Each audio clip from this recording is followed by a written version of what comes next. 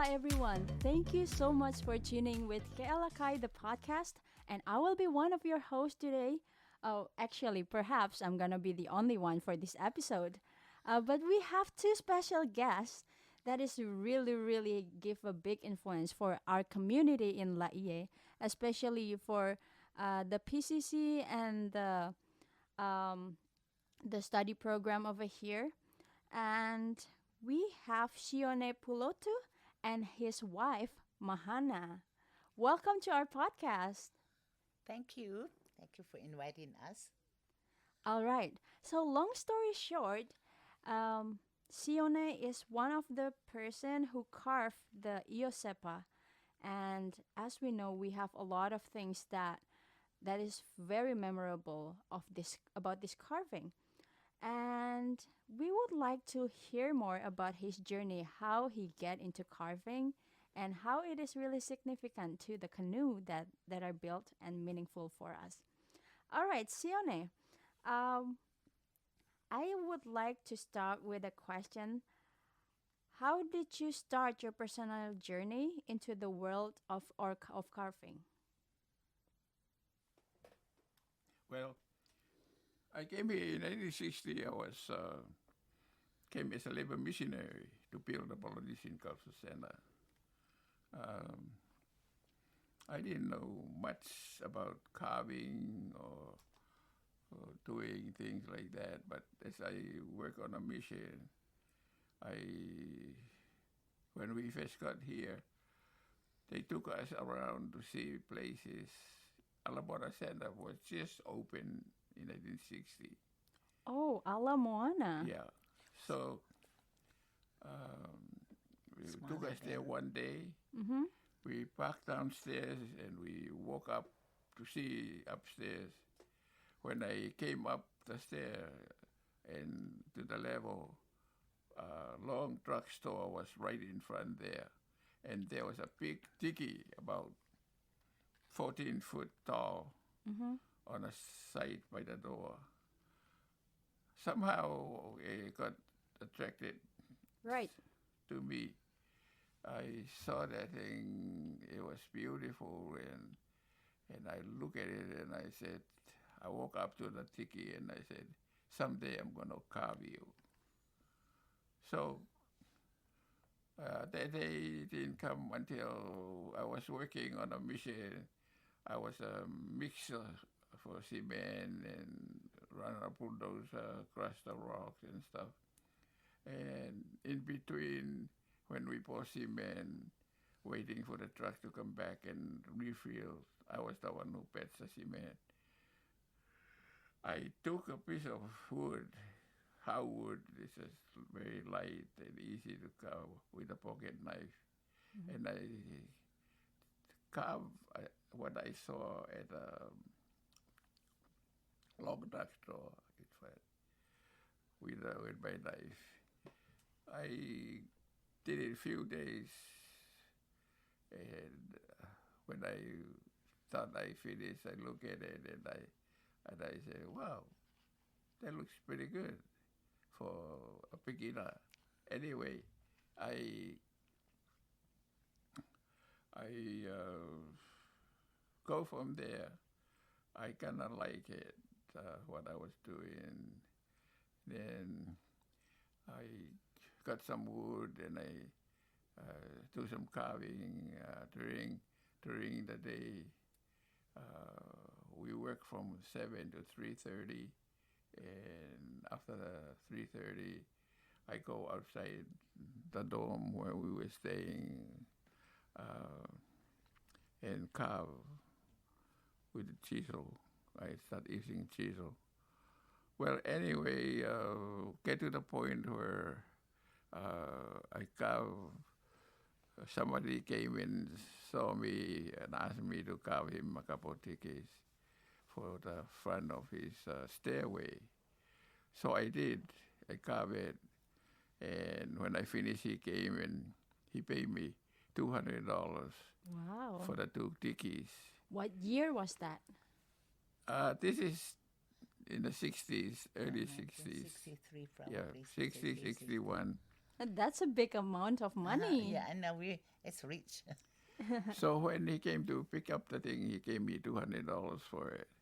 When I look at $200, I said, I never had $200 before in my life. Look at it, wow, this thing is good. Carving is good. It will bring me money. So I carve more and more. By the time we built the cultural center, I was capable of doing carving like tikis. Yeah, all the So original tikis at the I got center. a book and I look at the book and the pictures of the tikis and all that kind of stuff. So I did some carving at the center during the day. I did the front entrance. The first entrance to the center was facing Kamehameha Highway, the other way, and which Samoa was in front. You come in Samoa. And then I made a sign for it. And then they change it and they move it over to the front where it's about now. I carve another signs for it. I carve 2 big tikis. I went to Hawaii and get some ohia logs. Big. They were, the tiki was about 16 foot tall and it's about 4 feet wide. So I carved a couple of big tikis for it. And I became more and more involved with tikis. Well, anyway, so I told myself, I cannot just carve tikis. I'm going to do other things too. So I did some carvable Tongan items and headrests and all those kind of stuff. Well, anyway, and then I started getting into canoes too. Right. I thought of Tonga were known for their canoes. They covered the Pacific with it and all that. Then as a boy growing up, they would always talk about this Tongiaki and Kalia, the 2 Tongan canoe.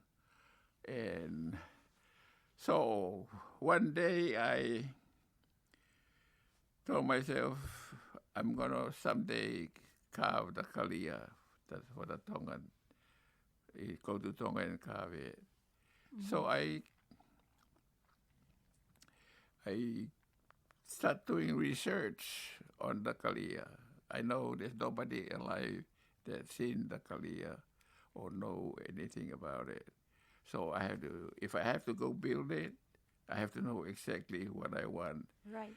So when guys ask me how this thing here work, how this thing do, I cannot just say, I don't know, because there's nobody else that I can go to. So I have to know everything. So it took me 18 years of research, did some models, small canoe of what I learned, all that. It was quite a process to learning how to do those things. Well, anyway, one day I did some other canoe too for some companies in town. One day, Bill Wallace came to me and he says, Tuione, do you think we can build a canoe for the Hawaiian study program? And I said, yeah, why not? So Hawaiian canoe were built with koa logs. Koa logs. Koa logs. Special wood there for Hawaii. That's the most expensive wood in Hawaii and maybe in the world. So beautiful, especially if you find a log with curly koa. The grain is a curl. So we went to Hawaii, look for koa, and we cannot find a koa big enough. And I asked him, how big your canoe you want? He says, about 50 footer. So we cannot find the wood.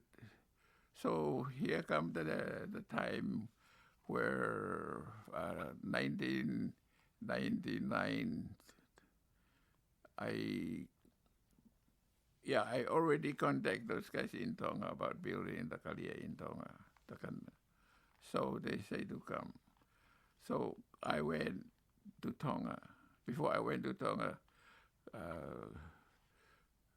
talked to Bill. Bill says, well, we'll see about finding wood.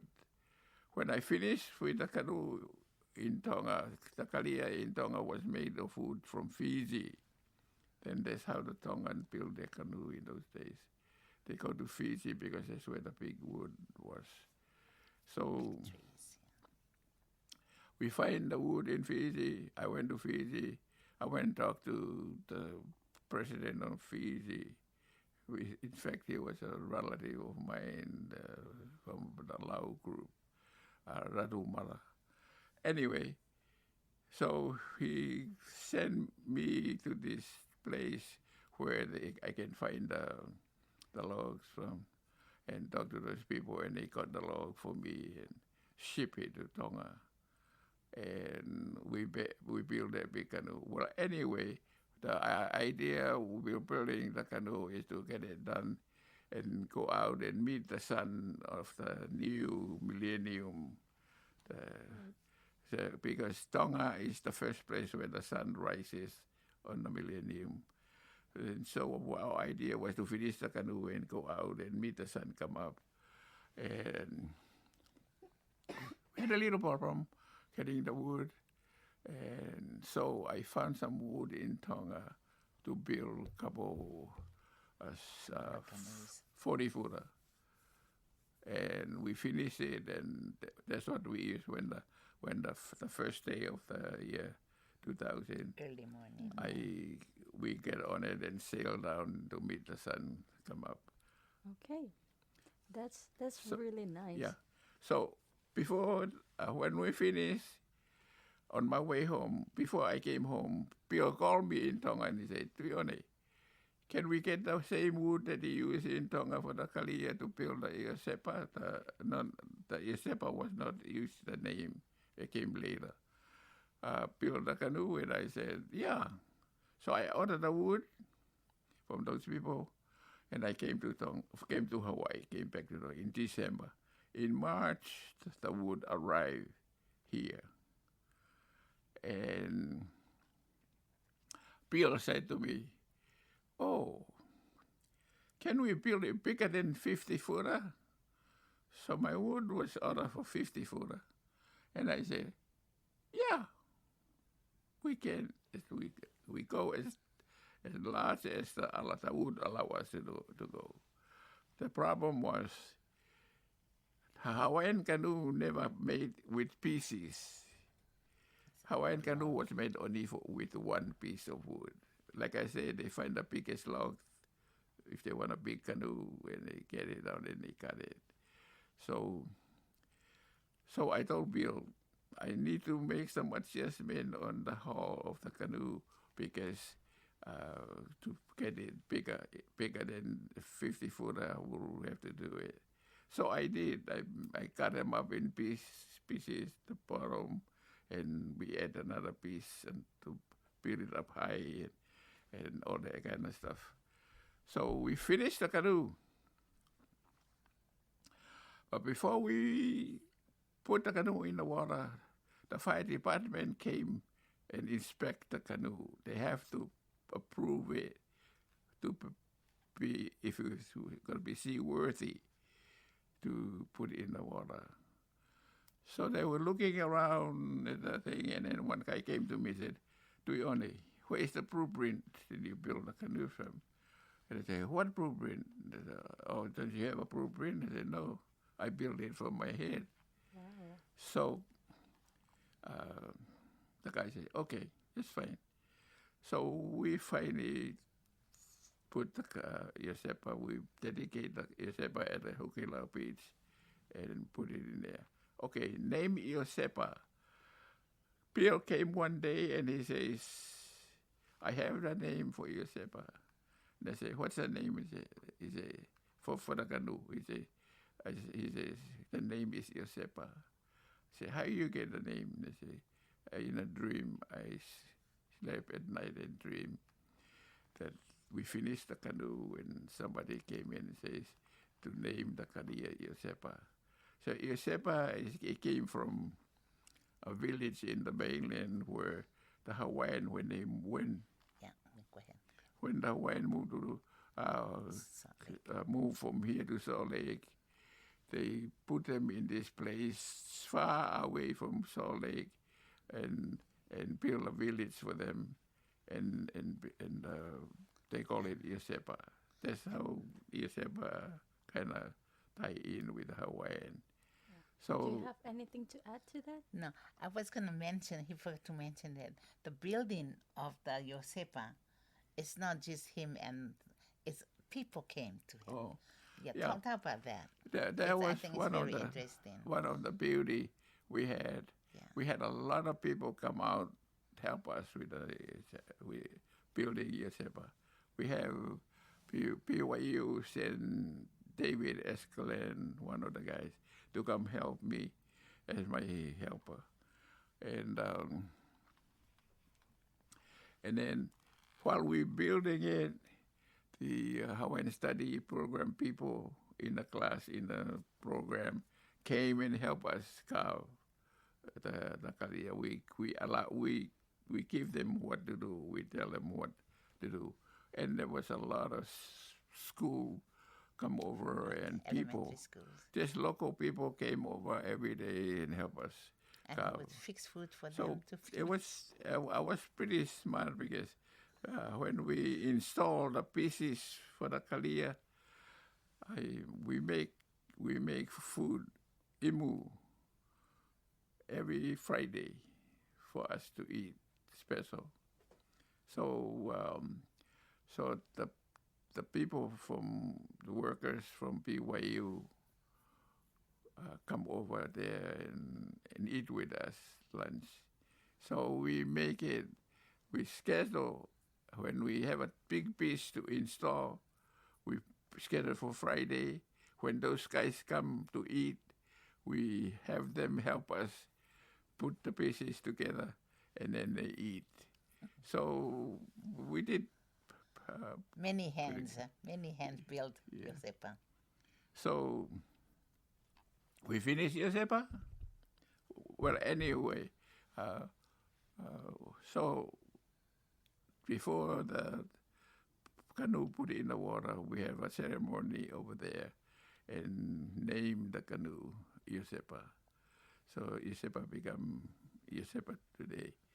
Well, anyway, we put it in the water, take it to Hukilau Beach and put it in the water, and there were a lot of people came So For I think the- over 2,000 for the- people came to just 2,000 for the people dedication of the Iosepa? canoe. Yeah, in from the all water. over. It was And they- beautiful. So that's how Iosepa came about. And now we fix it up. We will be using Iosepa to go to Honolulu. There's a Pacific Art Fest coming up in June. And Iosepa gonna be participate. There will be a lot of canoes coming from the other islands in the Pacific to participate. So we are looking forward for. Yeah. So since the community helped build this Iosepa, why is it so significant for them that they want to help, they want to be participate in? I know while we were working, some of the students from BYU walk over to what's the food place over there? McDonald to eat. And on their way out, they buy us They buy food for the workers. hamburgers and stuff and drop it off where we work, and then they go. It was a lot of people involved. There were a lady from Community Nanakuli bring food who for come 3 or 4 times a week and help us with doing the Iosepa. So it was the program was everybody's involved with it. It was And their from- canoe thing. And I think the pride that the canoe also is part of them. So they all came. Yeah. So, what tool did you use for this building, like building Iosepa? What are the tools that you use? What tools did you use? Tell your tools. What kind of tools did you use to build? Oh, yeah. This Well, is interesting. thanks for the chainsaw. He What built is that? chainsaw, you know. Chainsaw, those days they use axes to dig the wood out and shape it. They said couch, chisel, adze, You know, the with regular basalt rock. one. That's what they used in those days. Knife, big knife. In our case, I was pretty good with the chainsaw. So I used the chainsaw to cut off what we don't want from the wood. Take the inside out, shape it, and all that kind of stuff. And we also have glue. We had to glue those pieces together. And we found the proper glue to use for but you can tell. So the wood start having some cracks after we glue the whole thing together. There's some cracks showed up in the wood. Wood cracks. That doesn't matter what wood does. When in the dry process, if you dry too fast, they crack because the water come empty out too fast. So I think string too fast and cause the crack. Well, anyway, we find a way to fix that. We have this thumbnail. We call it thumbnail. It's a little piece of wood. We cut it and inlay it into the crack to hold the wood from expanding. So if you go see the kalia, there are a lot of them on the kalia, the thumbnails. So it came out. Okay. So, and I think everybody was proud that they had a part in building the canoe. Okay. You can tell by the face when they come to the place. Yeah. You know how much they enjoyed just being there, talking stories, laughing, eating, and telling. When they are told to do this, they would happily do it. It was last week. Last week they made a party for the Iosepa. After they preparing it, fix it up and get it ready to put it in the water again. So there were a lot of people who were very surprised to see me. I mean, meet me, and they were so excited, taking pictures and stuff because they found out that I was the one who come out with the Iosepa. Yeah. Something that I really like about it is the fact that every time the tour guide's coming and bringing guests to the Polynesian Cultural Center, they brought them to that spot and then talking like, hey, there is a symbolic meaning of this about a woman and a man. If we are working equally, we will be able to be good parents, to be a good advocate. Yeah. And like the canoe, yeah. What do you feel, Mahana, knowing your husband is doing this for the community? I don't know. It is a special pride, in you and the children. When you know that the knowledge that he has, and I talked to him one time and I said, not only I'm sure what he says, the people, Heavenly Father bless him. not what he says, but I'm so glad that Mahana supported me in all my doing. If he didn't give me his support, I wouldn't be doing what I'm doing today. He will kick me out of the house. Thank you so much for doing this for all of us, especially knowing that this canoe is dedicated to Hawaiian study, which is the type of study that's not available in anywhere. Like everywhere. It could be available in Hawaii, but probably not a lot in Pacific Islands. And many Asian countries too. Yeah, we have new students every year, And the original ones, they just love, they sleep on canoe. They will sleep on a canoe because they don't want to leave the canoe alone. That's how they love the job working for Iosepa. It was beautiful in those days. I don't know what they do now, but we have many new students and we are proud of them. And Yeah. these are some that we met the other night. And how We have the jet now, airplane to travel. In those days, Polynesians were traveling on canoe. To get someplace, it was canoe. There was nothing else. So canoe were very important to everybody. Yeah. I think in all our islands, Melanesia, everywhere. Yeah. Yeah. So, people were excited about it when it first launched in 2001. Yeah. But right now, amazingly, people are still impressed and they want to be participating when we are launched again after a couple years of Yeah. break, not going Not to the just sea. set in a dry area. Right. Now it's gonna go in the water. It's exciting. Yeah. Brother Pulatu, what is something that you excited the most that it's sailing again? Well, to me, it's Should be history to have the Iosepa fixed up and put back in the water. That's where it belongs. It's something that everybody working for. There's so many people came out and helped get the canoe ready to sail. Yeah. Yeah. Thank you so much for sharing that. You're welcome. And I want to know one last thing. That one day, what we are recording right now will be a time capsule Yeah. for everyone who listens to it. So, what is something that you want to say to people in the future as they take care of the Iosepa? Going on. Well, they just have to work with those people who in charge of the Iosepa and help them in where they need help to get things going.